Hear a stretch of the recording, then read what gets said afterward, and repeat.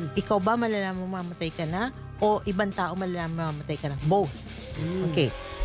Have you ever heard yung mga kwento na ako, personally, naka-encounter ako sa lola ko mismo na nakita ko siya the day before na mag-comatose siya, na ma-stroke siya. The day before, nitingnan ko siya na matagal eh. There's something na, bakit ko siya tinititigan ng gano'n? Ang tagal. Tapos sabi ko pa, ang tanda na ng nanay ko, lola. Nanay ko. So, ang tagal-tagal. Tapos the next day, nag-comatose na siya. Di ba na nagkaroon ng stroke. Tapos may mga kwento naman tayo na nakikitang madilim yung ulo. Pagkatapos yung dilim ng ulo, tapos the next day may mangyayari. So parang nagbabadya na may madilim sa aura. Okay. Our aura is the electromagnetic field that surrounds us. This is very, very scientific. Lahat tayo we exude energies. At somehow, ang ibang tao na mga sensitive, makakaramdam na, bakit parang ang dilim ng paningin ko sa iyo? Oh, parang merong madilim sa may ulo mo. Yan yung tapos malalaman the next day na pumapanaw o may nangyayaring hindi maganda o mapa-aksidente. So these are foreboding signs na tinatawag. Ngayon, yung tao naman. Tao mismo. Oh, yan na. Yung kutob. Hindi niya malalaman except nagbibili na siya. Marami siyang siyasabi pabiro. Like for example, sabihin niya, ito bibigay ko sa'yo, baka last ko nang bigay yan sa'yo. Yung mga gano'n na mga salita. Paano kung sadyang biro? Alam mo yun, yung, ito ha, pag nawala kami, ito mga billing ko sa'yo ha, pag nawala ako, ganyan. Pero kung may nangyari, casual, pero kung may nangyari sa'yo, dinaan mo sa biro eh. So, hindi mo malalaman, ikaw mismo eh.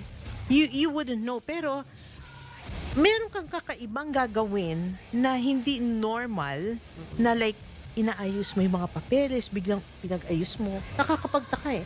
Even you won't tell, bakit? Ba't ko inaayos? Basta gagawin mo eh.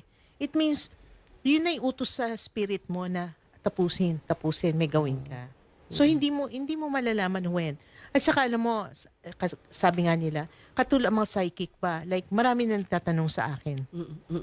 Mister, gusto ko malaman kailan ako mamatay. Nakataas ang kilay ko niyan. Okay yun ah. May ganun talaga. Alam mo, one of the things that Father Bulataw told me, no, bilang mentor ko, never play God. Maniwala pa rin tayo kahit may nakikita na tayo hindi maganda, doon pa rin sa dasal na sana makakounter natin. Kasi hindi naman sabihin mo, wala ka na kasi nakikita ko ganyan. Kaya pag may nakikita akong sakit sa katawan, sasabihin ko, pumunta ka sa doktor nga. Kukulitin kita. Pumunta sa doktor. Kasi kaya ako nga nakita dahil masisave. Ngayon, it's my responsibility to tell you, lalo na kung naniniwala ka, sasabihin sa'yo, may nakikita ako sa ganito, sa right side mo, ganyan, yan, patingin ka, para malunasan. Maagapan. Oo. Hindi para sabihin mo, nakita ko, ayoko magsalita. Kung close mo naman yung tao, pwede mo sabihin. Pero may ethics din sa pagsasalita din sa tao. Sometimes you can only say that much. Bakit? Ma-offend eh. Sabihin, yun nga, you do not play God. Yun. Pero yung binabanggit mong premonition, usually, nangyayari yun as an afterthought.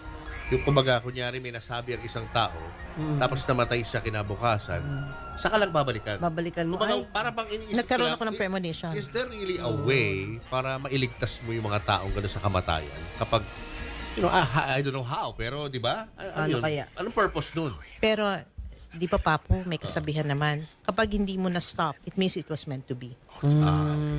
Di ba? Ang nasa taas eh. Kasi kung talagang masastop mo yan eh. By hook or by crook eh.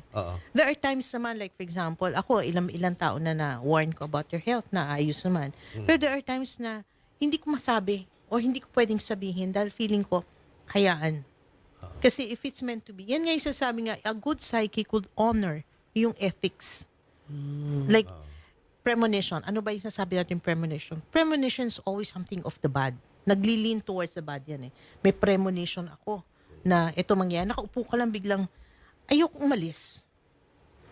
Labas-pasok ka ng bahay, tapos pabalik-balik ka. Huwag ka nang walis. Pagka may ganun ka, Pakinggan mo na wala namang masama eh. Yan, Tapos, tama. you find out na kung umalis ka pala nung earlier, may aksidente. Ayan, lagi namin naiisip yun.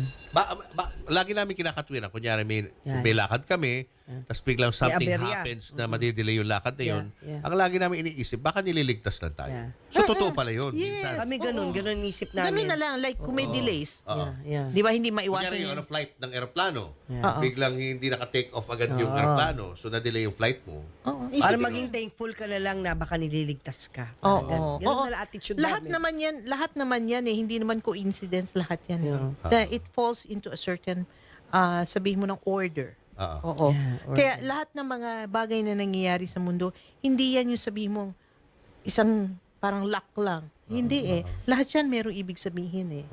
Kaya ngayon, sa premonition, ang masasabi ko dyan, kung nakakakuha kayo ng premonition of something to happen, tansyahin nyo yung taong nakitaan nyo ng hindi maganda. Kung kaibigan nyo naman, kausapin nyo. Mag-ingat ka sa pagpunta sa ganito, ha?